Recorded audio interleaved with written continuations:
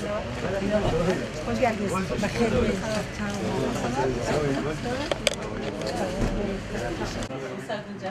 ما اما باشور حموزه تنزل بوده أنا والله وين بروسيا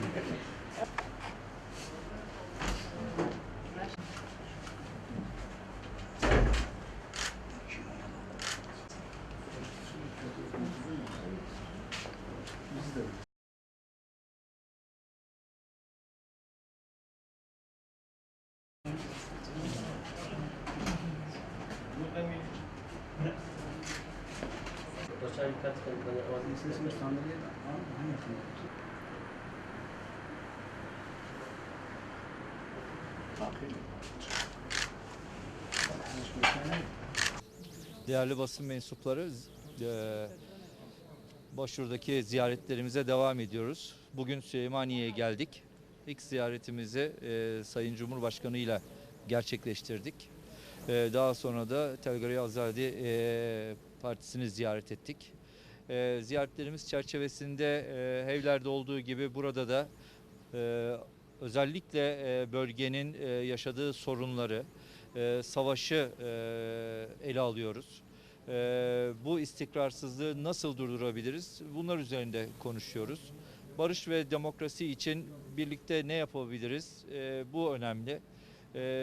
Bu konulardaki görüşlerimiz, temaslarımız devam ediyor.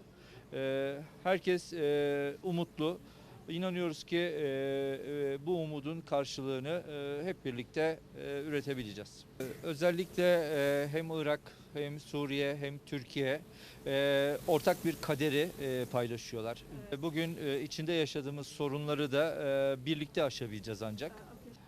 Dolayısıyla bu süreçte her ülke kendine düşen sorumluluğun gereğini yapmakla yükümlü.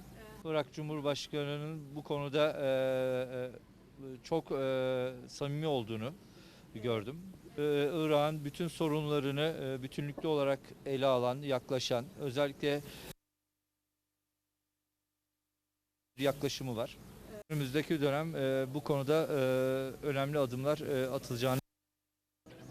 امرو شاندێکی باڵای پارتی دیموکراتی گەلان هەدەپا هەروەها کۆنگرەی جوواتی دیموکراتی کەجەدا لە چوارچێوەی سەردانەکانیان بۆ باشووری کوردستان و عێراق چەندین بەرپرسی حیزبی و حکمیان بینیوە لایەنەکانیان سەردان کردووە. لەو چوارچێوەیەشدا سەردانی تەبگەری ئازادیان کردووە، وێ ڕای بەخێرهاتنیان گفتوگۆمان کرد لەبارەی ئەوەی هەر کەس دەزانێت لە ناوچەکەدا شەڕ و ئاڵۆزی پێش دەکەوێت. زۆرێک لە هێزە نێودەوڵەتیەکان هەندێک وڵاتی ناوچە و هەندێک حیزب و لایەنی ناوخۆش لە چوارچێوەی ئەو شەڕاندا جێگە دەگرن، بەڵام دیارە کۆمەڵە حیزب و لایەنی شەیە بۆ ئاشتی و پێکەوەژیان بۆ چەسپاندنی سیستەمێکی دیموکراتی تێکۆشان دەکەن.